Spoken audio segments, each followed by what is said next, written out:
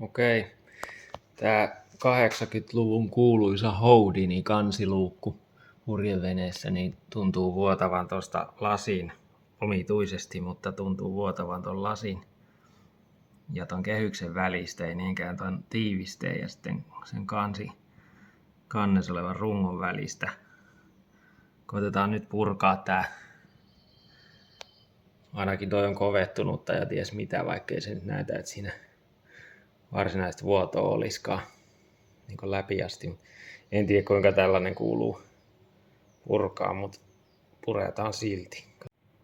Okei, olisiko tässä varttitunti koitettu tätä aukoa ja koitin puukolla kiertää tuota väliä ja sieltä lähtee tollaista. Se näyttää lähinnä silikonilta ja on kovettunut osittain, mutta nyt tää yhtäkkiä lähti liikkumaan tää kehys tässä ja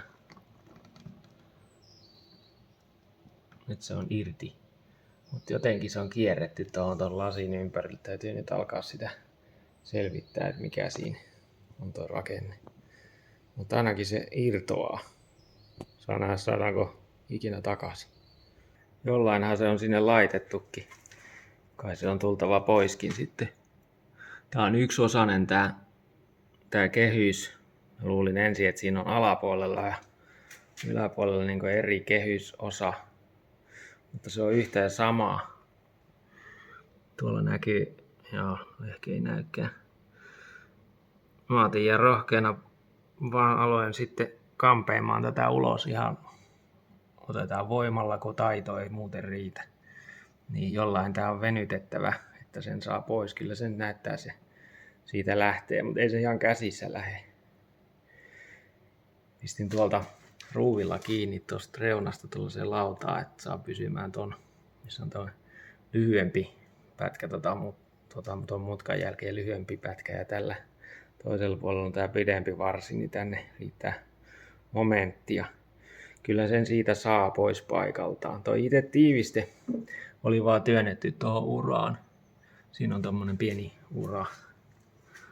ura täällä ulkopinnassa. Näkyisikään se ikinä, niin se on vaan työnnetty siihen. Okei, jatketaan, josko se lähtisi pois. Irti on, kyllä se antoi periksi toi kehys ja sai sen pois sieltä, mutta aika taistelu, että vähän tuntui siltä, että näinkö tää tänne kuuluu laittaa tai ottaa pois, mutta ainakin lasi on ehjä ja se on pois paikaltaan. Pitää nyt tutkia Se näyttää ihan yksiosaiselta toi profiili, ettei siinä ole muuta tapaa sitä nähtävästi ottaa, mutta selviää vielä. Ehkä tuolta läpi näkee vähän profiiliakin.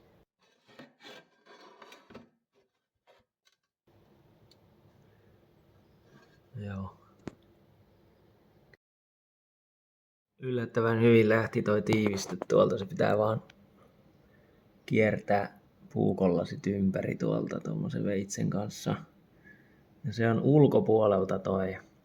Menee ihan tollaseksi jauhoksi toi, että UV-säteily on sen syönyt ton tiivisteen. Se on vaan liimalla mun mielestä laitettu. Siihen joku tommonen lasitiivisten massa ja se on hiukan käytetty tällaisia pieniä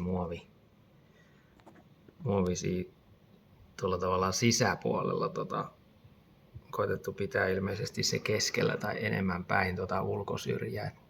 Tietenkin niin sinne ei jää sitten, kun vettä sataa, niin sellaista reunaa, että se olisi mahdollisimman lähellä siellä sitä ulkopintaa tuolla urassa se varsinainen lasi. Joo. No niin, onhan sitä siivoiltu. Tinneriä on käytetty ja tietysti nykyisin sellaista projektia olekaan, missä jarrucleaneria käytettäisiin. Ja hyvähän toi tietysti ei oo, mutta on se ura koetettu putsata. Vanhat silikoonijäämät pois. Ja sitten en yleensä sorru tähän verttakaupan tuotteisiin, mutta nyt koitin googletella, että mikä se on oikea tavara tuohon väliin ja aloitin Sikaflexin tai Sika-osastolta, että mikä siihen pitäisi laittaa väliin nyt tonne sitten tiivistysmassaksi.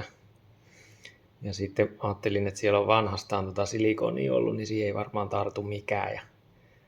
Ja tuolta sitten kaivelin ulkomaan elävien foorumilta, niin siellä oli ilmeisesti tämä tehtaankin joku edustaja jossain vastannut, että heiltä tämmöistä niinku marine grade silikon, eli miten se sitten onkin, onkohan siinä muuta kuin nimi, mutta kai se sitten kelpaa paremmin veneeseen, kun siinä lukee toi marine kyljessä. Ja ajattelin, että jos ton Sikaflexilla ton lasin liimaa tohon, niin sitä ei saa kyllä koskaan irti, jos nyt tarviikaan, mutta nyt sen saa sitten irti, jos sen tarvii uusia jossain kohdassa. Ehkä toi jo kannattaisi viskata koko luukkukaislikkoon seuraavaksi, mutta kokeillaan nyt tätä. Tulisiko tästä mitään? Kyllä mä nyt luulen, että se oli niin hapero se vanha silikoni siellä, että josko se vaikka pitäisi. Tuossa mainitaan, että UV-säteily se jollain lailla kestää tää kama, mutta se jää nähtäväksi. Okei, olihan se aika projekti. Tällaisessa kun laittaa jotain tällaista liimaa, tai nyt tollaiseen, missä on lasia tai jotain, niin mä yleensä olen laittanut siihen, teipannut sen etukäteen niin, että aina on tuon saumakohdan, sit vetää sormella siitä teipisaumasta, niin sit se voi vetää pois siitä sen teipin. Nyt tässä kun tämä systeemi piti kasata, laittaa ensin liima tonne alumiiniprofiilin sinne uraan ja sen jälkeen taivuttaa hirveästi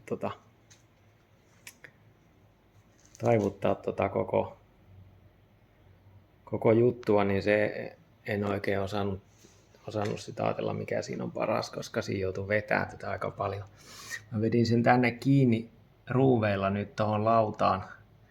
Tuossa on toi saumakohta noin, niin se piti venyttää jotain, ei nyt 10 senttiä, mutta ei paljon muutakaan auki tuo rakenne, ja sen jälkeen koittaa survoa se ikkuna paikalle, ja siellä on kaikki nuo silikonit, ja niin tietenkin nursuu sit joka suuntaan. Niin mä vedin sen tohon, kun se taas sitten tuppas aukeamaan koko ajan toi profiili, kun se oli venytetty niin kuin aukipäin, niin se ei tykännyt pysyä kiinni, ja sitten siellä on ne kaikki silikonit raossa. Niin mä vedin sen tohon kiinni nyt noilla kyprokkiruuveilla tuossa lautaan, se pysyy asennossaan vähän. Siitä tuli kyllä aika sotku. Hyvä siitä ei tullut, mutta jos se pitää vettä, niin se on parempi kuin ennestään. Nyt se saa kuivahtaa. Hyvin lähti tuosta pinnasta tollasella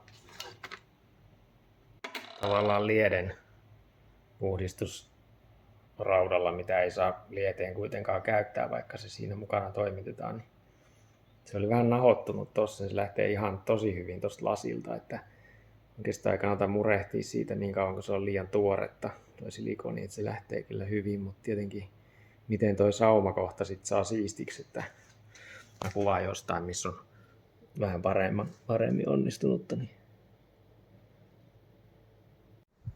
Joo, siinä se on luukku nyt paikallaan ja ihan hyvältä se näyttää, ei siinä mitään. Nyt odotellaan sitten seuraavaksi sateita kun tulee, niin katsotaan miten se alkaa pitämään. Mutta uskoisin, että siitä tuli ihan hyvä.